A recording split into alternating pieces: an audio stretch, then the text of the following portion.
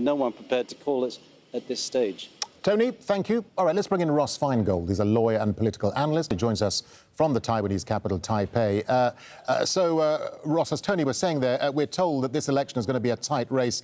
Tell us briefly, what's at stake and why does this election matter? Well, a lot of people assume that the election's most important issue is Taiwan's relationship with China, and that is an important issue, and the candidates have very different positions. But we should also keep in mind that a lot of voters actually are more concerned about personal pocketbook and economic issues like the high cost of housing, inflation, cost of childcare. So a lot of voters are actually voting on economic issues and not necessarily only on Taiwan's relationship with China. Let's talk about some of the politics, Ross. I mean, Beijing has denounced the ruling Democratic Progressive Party, the DPP, as dangerous separatists. What's likely to happen if they win this vote in terms of relations with Beijing?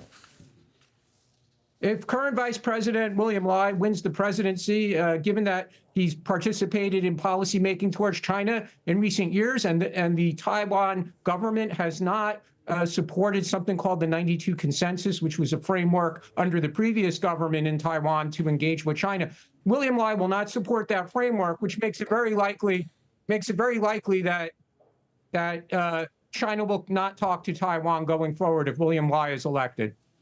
And it's interesting because the Chinese President Xi Jinping has previously described this election as a choice between war and peace. Extraordinary words.